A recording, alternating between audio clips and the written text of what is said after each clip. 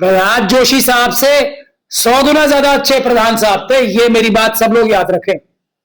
अब जो होगा वो उससे कहीं ज्यादा होगा जो धर्मेंद्र प्रधान साहब ने किया, ये बात तय है। जो दूसरे प्रहलाद जोशी जी बनाए गए अभी, मैंने ये बात शुरू से कही है, अब जो दूसरा आएगा वो Dharmendra Pradhan raise to power 10 होगा। ये जो प्रहलाद जोशी जी हैं, आप सब लोगों को पता होना चाहिए 2019 से लेकर 2024 तक कोल मिनिस्टर थे। अडानी जी जैसे लोगों ने सारी कोल की जो माइनिंग है पूरे देश की अपने कब्जे में, और विदेशों से भी जो कोल आया है वो सब अपने कब्जे में इन्हीं ईमानदार प्रहलाद जोशी जी के समय में की है। जो कोल माइनिंग का बेड़ा गर्क हुआ है, लूट लिया पूरे देश को, सारे देश के कोयले को, वो इन्हीं प्रहलाद जोशी के श्री चरणों से और श्री हाथों से हुआ है। अब वो एजुकेशन को जितना प्रधान साहब ने लूटा है उससे 10 गुना ज्यादा लूटेंगे, ये मेरी पेशन गोई समझ लें या वो है। लेकिन आरएसएस और बीजेपी के लोग कल बहुत खुश थे, किस लिए?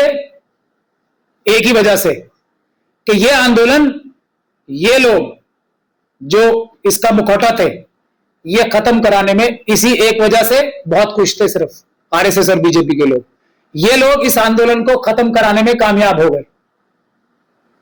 लेकिन ये आरएसएस और बीजेपी के लोग इसे जिसे फाइनल मैच समझ रहे थे, ये उनके साथ बहुत बड़ा एक तरीके से धोखा हो गया।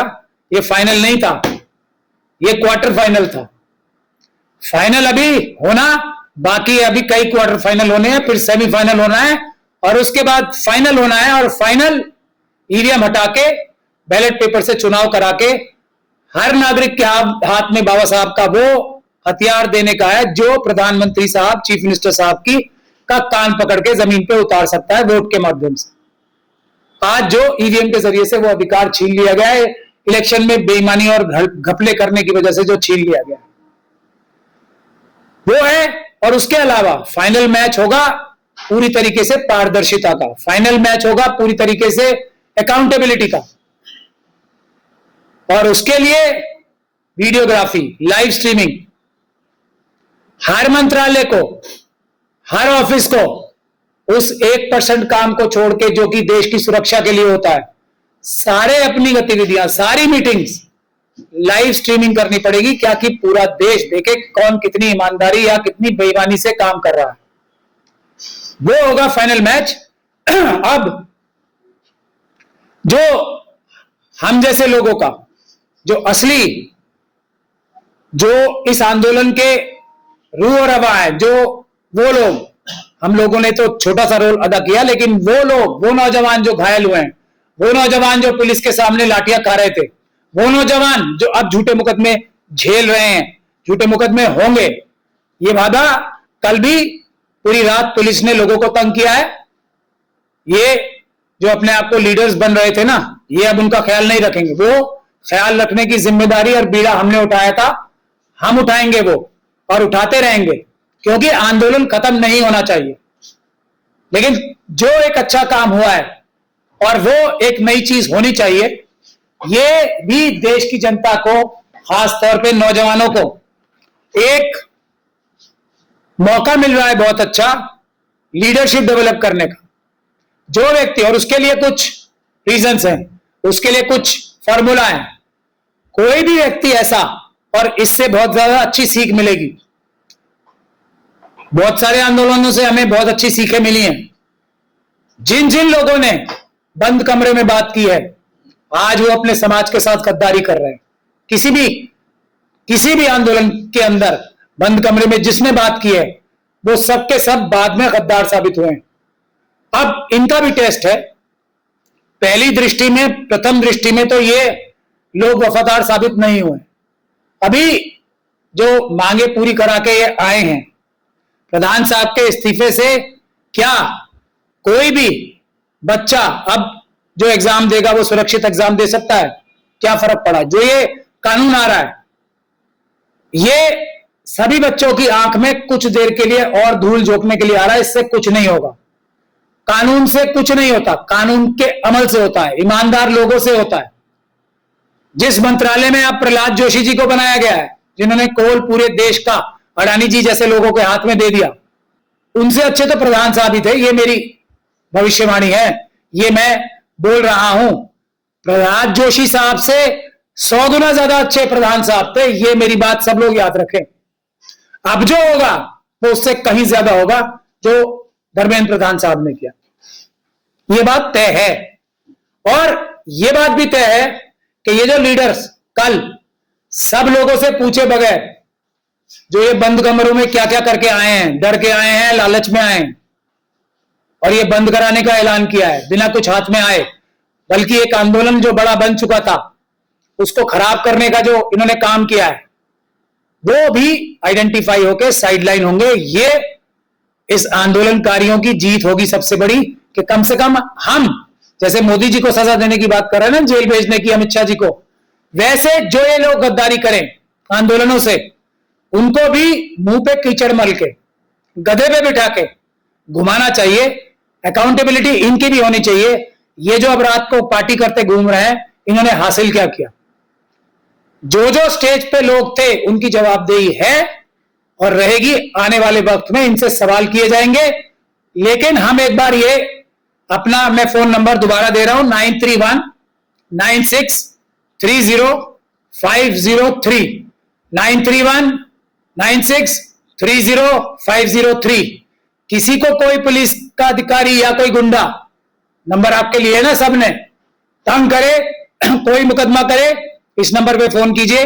हम फ्री ऑफ कॉस्ट सबकी मदद करेंगे।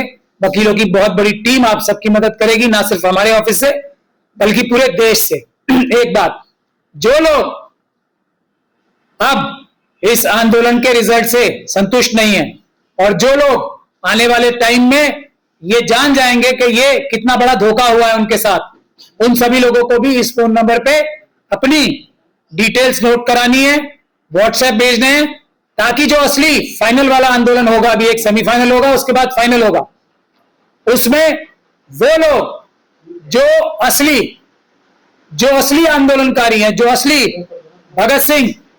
भगत सिंह वाले लोग जो है ना, असली जो आंदोलन सड़कों पे हुआ था, सड़क से धोखा मिला था भगत सिंह साहब को, तो वो काम अब हम नहीं होने देंगे।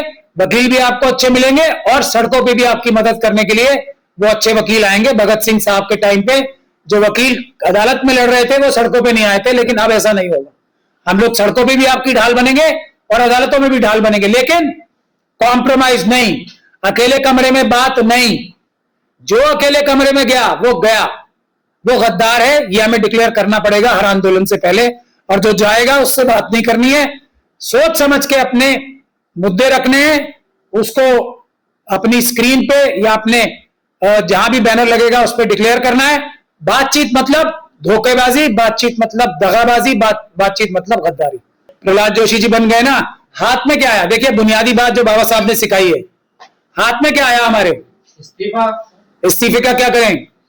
डिमांड था आंदोलनकारियों की डिमांड ये नहीं थी ना, ये उन लोगों की डिमांड थी जो स्टेज पे बैठे हुए।